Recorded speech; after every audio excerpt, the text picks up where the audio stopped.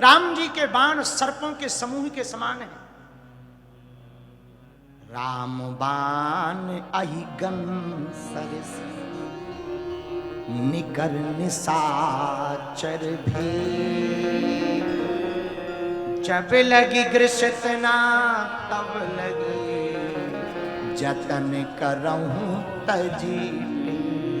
राम जी के बाण सर्पों के समूह के समान है, इसलिए नाथ हमारी प्रार्थना है सर्पों का समूह राक्षसों के मेढकों के पूरे झुंड के झुंड को खा जाएगा।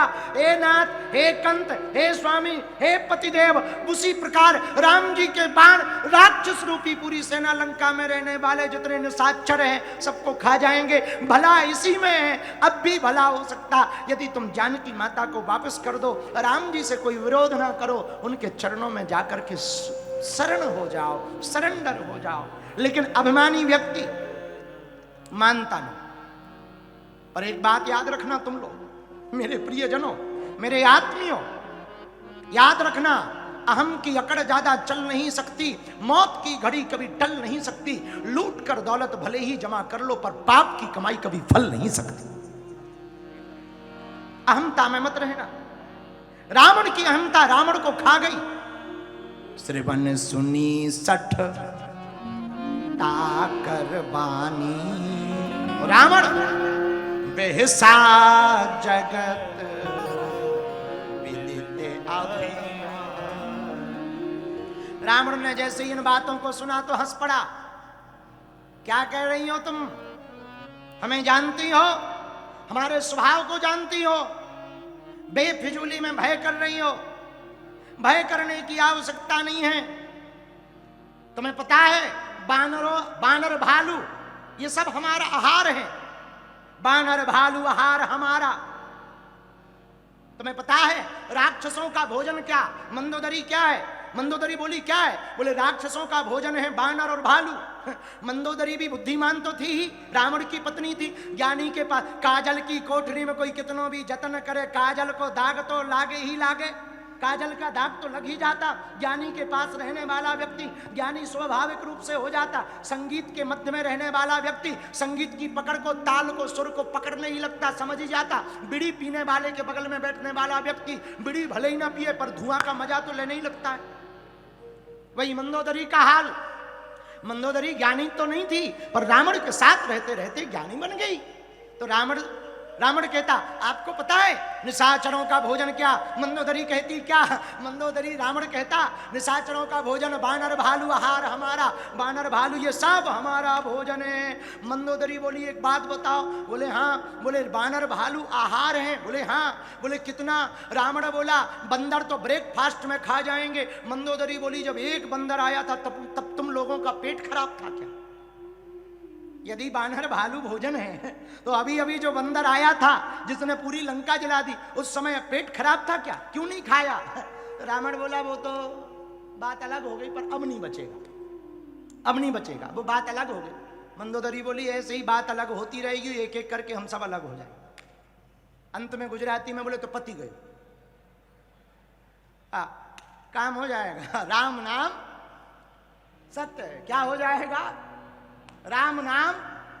अच्छा अब अभिमानी आदमी मानते ही नहीं, जब तक निपट ना जाए तब तक मानते ही नहीं। जो ठीक समझाने की बात करे उनसे भी वो चिढ़ने लगता है, उससे भी बुरा लगने लगता। अहंकारी व्यक्ति बहुत विचित्र होता। इसलिए हम एक प्रार्थना करना चाहेंगे समझदार व्यक्ति को, यदि किसी को समझाना हो तो एक बार समझाओ, दो बार समझाओ, जब दो बार ना समझे तो खुद को समझाओ।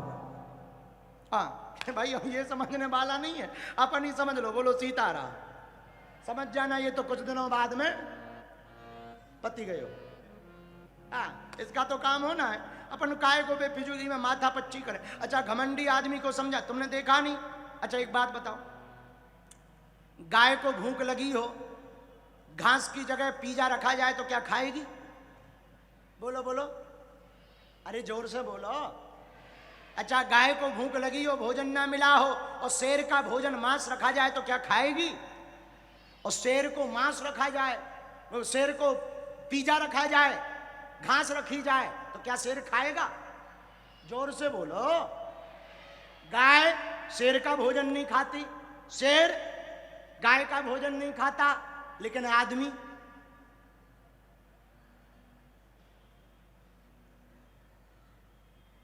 दोनों का खा लेता, शेर का भी खा लेता, और ज्यादा समझाओ तो तुम्हारा भेजा खा जाए।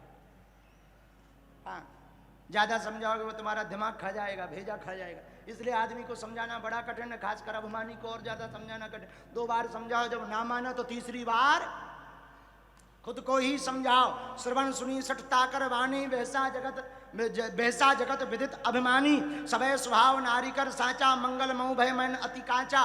उल्टा स्त्रियों के गुणों अवगुणों को देखने लगा। स्त्रियों तो डरपोक होती हैं, ऐसा रावण कह रहा। स्त्रियां डरपोक होती हैं, ऐसा रावण कह रहा। रावण क्यों कह रहा? अभिमानी है। अब उसे कौन समझाए? स्त्रियां यदि डरपोक होती तो बेटा तुम पैदा ही ना होते।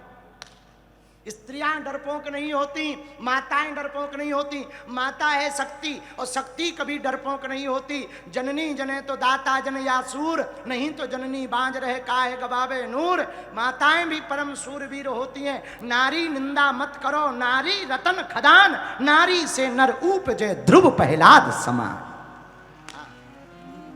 माताओं की निंदा करने वाला, देवियों की निंदा करने वाला, स्त्रियों की निंदा करने वाला कभी भी सभ्य नहीं हो सकता। माताओं को हीन देखने वाला कभी भी सभ्य नहीं हो सकता।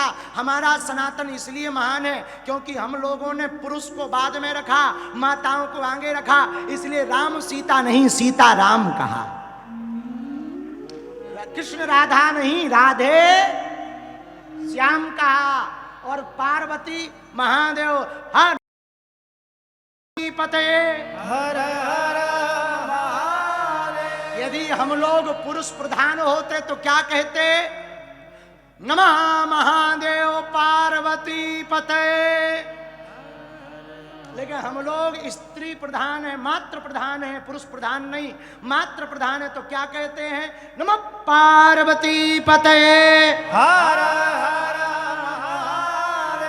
जो कुछ कम पढ़े लिखे लोग सनातन पर उंगली उठाते कि सनातन में स्त्रियों की इज्जत नहीं है, हम उनको समझा दें। दूसरे मजहब में देख लो, उनके पूजा घर में नहीं घुसती। Not allowed.